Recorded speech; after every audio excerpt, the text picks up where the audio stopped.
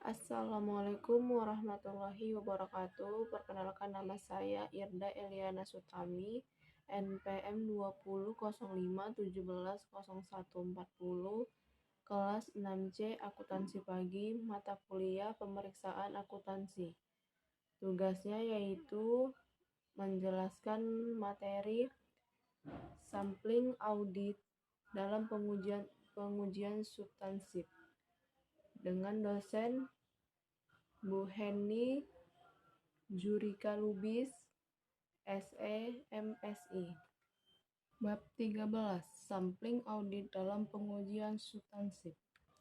Konsep dasar audit sampling digunakan untuk mendapatkan informasi tentang jumlah-jumlah rupiah sampai digunakan dalam rangka pengujian substansif untuk mengumpulkan bukti tentang kewajaran asersi manajemen dalam laporan keuangan. Rencana sampling dalam pengujian substansif direncanakan untuk yang pertama yaitu mendapatkan bukti bahwa saldo rekening tidak salah saji secara material. Yang kedua yaitu membuat estimasi independen tentang suatu jumlah. Ada juga yang dimaksud dengan ketidakpastian, risiko sampling, dan risiko audit. Ketidakpastian yaitu waktu dan biaya dalam memeriksa unsur-unsur populasi, atau kemungkinan menyatakan pendapat keliru akibat data sampel tidak andal. Risiko sampling dibagi menjadi dua, yaitu risiko keliru menerima atau risiko beta, dan risiko keliru menolak atau risiko alfa. Risiko sampling adalah risiko bahwa kesimpulan auditor yang didasarkan pada suatu sampel dapat berbeda dengan kesimpulan jika prosedur audit yang sama diterapkan pada keseluruhan populasi.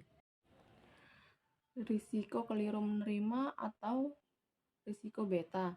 Risiko mengambil kesimpulan berdasarkan hasil sampel bahwa saldo akun tidak berisi salah saji secara material, padahal kenyataan saldo akun telah salah saji secara material.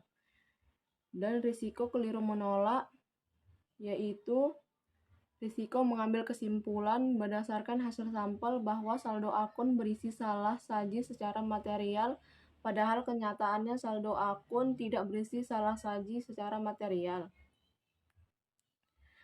Dan risiko audit adalah risiko yang terjadi dalam hal auditor tanpa sadar tidak memodifikasi pendapatnya sebagaimana mestinya atas suatu laporan keuangan yang memiliki salah saji material. Pendekatan sampling statistik ada dua, yaitu sampling probabilitas proporsional dengan ukuran atau PPU. Yang kedua, sampling variabel klasik. Perbedaan keduanya yaitu sampling PPU adalah berdasarkan teori sampling atribut, dan sampling variabel klasik adalah berdasarkan teori distribusi normal. Probabilitas sampling proporsional dengan ukuran atau PPU dapat tepat apabila yang pertama jumlah unit yang ada dalam populasi dan variabilitasnya tidak diketahui. Yang kedua, populasi hanya berisi saldo debit.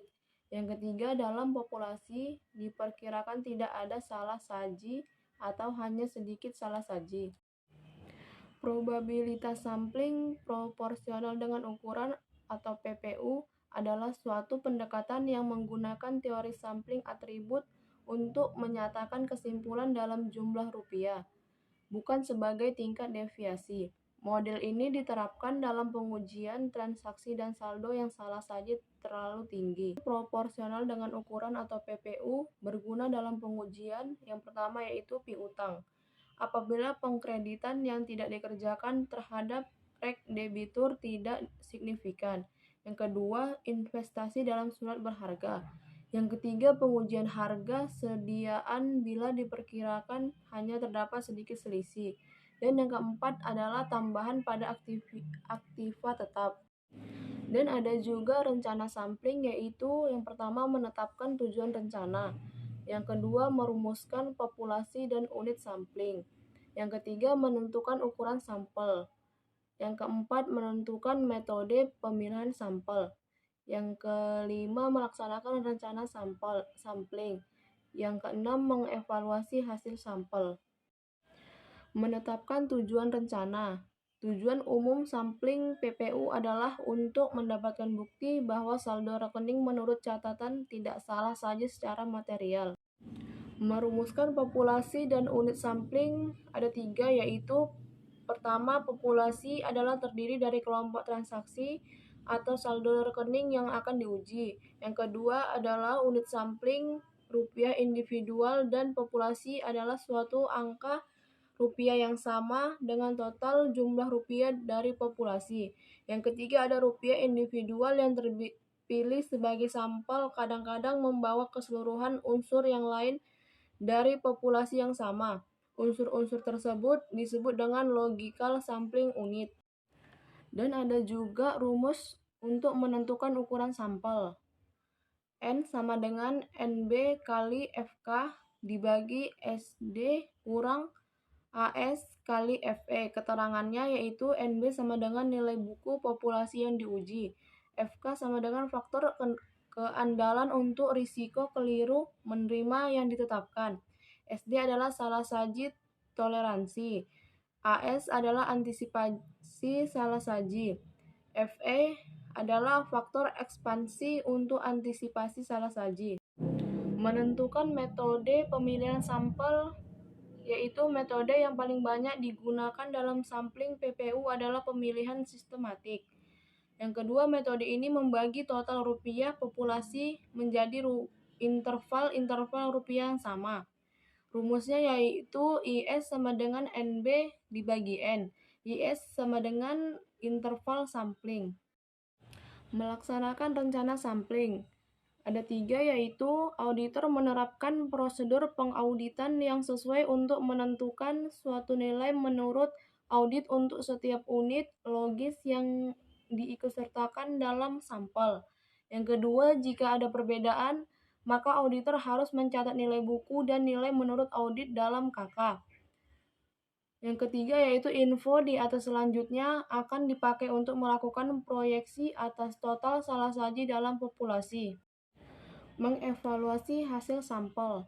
Auditor menghitung batas atas salah saji atau BAS dari data sampel dan membandingkan dengan salah saji yang ditoleransi yang telah ditetapkan dalam rencana sampel. Rumus batas salah saji yaitu BAS sama dengan PS tambah CRS. Dan keterangannya yaitu PS adalah total proyeksi salah saji dalam populasi. CRS adalah cadangan risiko salah saji. Mengevaluasi hasil sampel. Jika salah saji tidak diperoleh, maka faktor cadangan risiko sampling atau CSR terdiri dari satu komponen yang disebut dengan presisi dasar atau PD. Rumusnya yaitu PD sama dengan FK kali IS. Dan ada juga jika salah saji ditemukan, maka auditor harus menghitung proyeksi total salah saji dalam populasi maupun cadangan risiko sampling untuk menentukan batas atas salah saji untuk salah saji terlalu tinggi. Selanjutnya BAS dibandingkan dengan SD, rumusnya yaitu persentase perbedaan sama dengan nilai per buku dikurang nilai per audit dibagi nilai per buku. Proyeksi salah saji adalah persentase perbedaan kali interval sampling. Rumus cadangan risiko sampling yaitu CSR sama dengan PD kali KC. Ada juga pertimbangan kualitatif salah saji dalam jumlah rupiah. Salah saji dapat disebabkan oleh perbedaan dalam prinsip atau penerapannya, dan kekeliruan dan ketidakberesannya. Merumuskan kesimpulan menyeluruh. Yang pertama ada BAS lebih kecil dari SD. Yang kedua, hasil pengujian substantif lain tidak bertentangan dengan temuan tersebut. Yang ketiga, dari analisis pertimbangan kualitatif tidak ada ketidakberesan, maka populasi tidak mengandung salah saji material. Ada juga keuntungan metode PPU. Yang pertama, mudah digunakan. Yang kedua, besarnya ukuran sampel tidak didasarkan atas berbagai taksiran audit. Yang ketiga, menghasilkan sampel berserta. Yang keempat, secara otomatis mengidentifikasi tiap unsur yang secara individual nilainya signifikan melebihi batas. Yang kelima, menghasilkan sampel yang kecil.